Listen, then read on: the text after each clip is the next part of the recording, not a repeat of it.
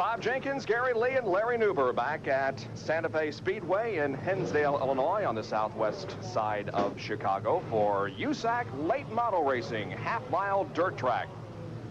A week from tonight, the Usac Sprints here on this very same track. In 2 weeks, the Usac Midgets. And by the way, the Jolly Rancher Usac are in action this weekend at Erie, Colorado, both Friday night and Saturday night, and then they're in Lincoln, Nebraska on Monday night. And Mel Kenyon is in a very tight points battle with Rich Vogler in the national midget standings. The cars here are on the main straightaway, lined up for this fourth and final 10-lap heat race of the evening.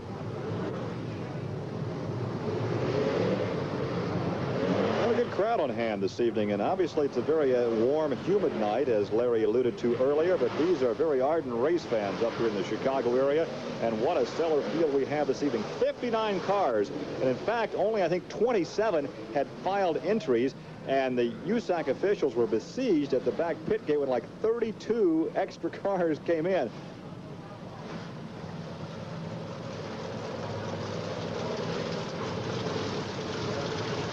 We had a chance earlier in the evening, Bob, to take a closer look at one of these cars. And they are very interesting machines and probably unlike any other race car that you will encounter. As a matter of fact, Gary had a chance to examine one of these cars more closely just before the action began here this evening. Heat race lined up. Here's the starting lineup for it. On the pole will be car number 39, driven by Larry Steen. Outside, Kevin Weaver. Then Ken Bottoms and Ed Bowman. Dick Potts and Gibby Steinhaus will start in the third row. In row number 4 will be Steve Barnett and Steve Fagers. And in the fifth row, starting in ninth position, will be Dennis Erb. No green flag that time. They could get it next time around. One of the early notes that a young driver must realize is when they come off the corner ready for a start, they don't get the start. He has to back out of the throttle, roll out of the throttle easy. Don't get out in a hurry and climb on the brakes, because somebody will be flying right through on the backside. Still no green this time around, as we're still getting a yellow display. So one more now before the start of this 10-lapper. After this, a 15-lap semi-feature, and then we'll cap it off for the evening with a 40-lap feature event. And that feature will start 24 cars, and that should be a tremendous, tremendous race. There's a good look at Gibby Steinhaus from Westmont, Illinois. He's a youngster who was Rookie of the Year a couple of years ago and finished second in the point standings just a year ago. So he has a very promising career and hopes to go nationally in a couple of more seasons. And no green flag, as field was not aligned properly. That field resembled the Dodgems at the amusement park coming off turn 4. And Mark Sweeney said, no way. Let's take one more lap, regroup, and try it again. Again, the pole sitter is Larry Steen in car number 39, and Kevin Weaver is alongside in car number 12. There's the pole sitter, Larry Steen, hailing from Bloomfield, Illinois. Now we'll see if we get a start this time. He leads them off the corner this time, and the green comes out. And the number 27 car, Ken Bottoms, challenges and passes, goes into the lead, but a tremendous battle for that lead with Kevin Weaver. They're side by side going down the backstretch. Weaver grabs the lead from Ken Bottoms. But what a move on the high side down the front straightaway. He stays up high over in 3 and 4, and that's not really the place to be. They're side by side as they cross the line to complete lap number 1, but Kevin Weaver has the lead. It is the 27 of Ken Bottoms running in second position, but what a great race it is down the backstretch. Well, Weaver may have found something that's working for him on the high side in 3 and 4. He is the only driver, really, that appears to make it work for him. It is so slick down there. Now he'll ride the cushion in 1 and 2.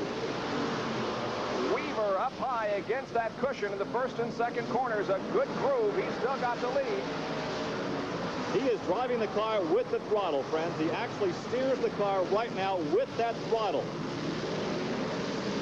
You can see him now into 1 and 2. Now watch him. He's back on the throttle hard right here. He kicks the rear end out and catches that, goes with the slide, and picks up the power coming off the corner. But something isn't working the way he would like for it to, because he's fallen back to second position as Ken Bottoms has taken over the lead.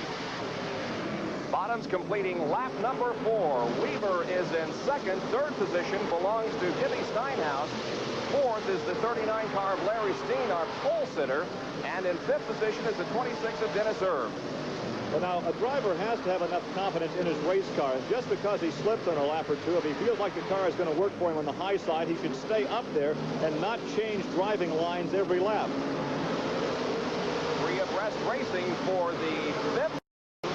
To the inside is the 89 car of Steve Barnett, and to the outside is number 26 of Dennis Erb. That's for the fifth and sixth position. And look at Erb moving on the high side. He has come from the back of the pack. He started 9th, and he still may have a shot at moving up a couple of positions. Look at him slide down that front straightaway. Barnett is really moving. He's up to 4th as he has passed the 39 car driven by Larry Steen. They go side by side in the backstretch and a nudge. They're bumping out there, and he goes through the infield, and the car gets airborne a couple of times, but he stays in the throttle. Now he slides right in front of Larry Steen as they continue to go at it tooth and nail out there. We may have some words in the pit area after that race. And unfortunately, something has happened to the Barnett car because he is just about left rear, I think. Could be he's pulling off the racetrack or trying to get the car off the racetrack in turn number 2. We could have a yellow here, though.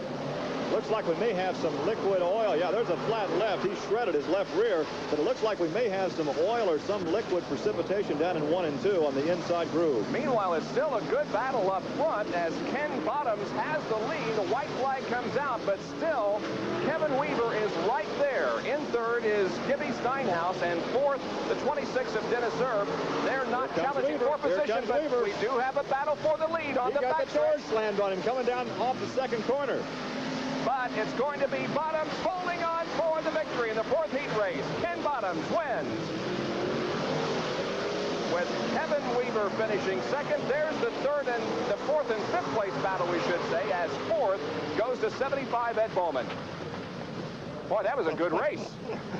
Oh, well, we actually have 2 grooves apparently all the way around this racetrack, which is very much a surprise to most of the fans, the knowledgeable fans looking down in 3 and 4. Look how slick it is down there. This is almost like a pavement track. Kevin Weaver, the winner of that fourth heat race, or make that Ken Bottoms was the winner of the fourth heat race, and Kevin Weaver finishes a very close second. Well, I love to watch them race up on the high side and use that throttle to drive the car. They're not steering the car with the steering wheel with the front end. They're actually getting on the throttle. They get on hard enough to kick the rear end out. Then they catch it by bringing the throttle up just a little bit, turning the steer to the right, and driving off the corner. As we said earlier, racing that you probably have never seen on ESPN before, but it is a lot of fun. There are the top 5 finishers in the fourth heat race: Bottoms, Weaver, Steinhaus, Erb, and Bowman. Back with more in a moment.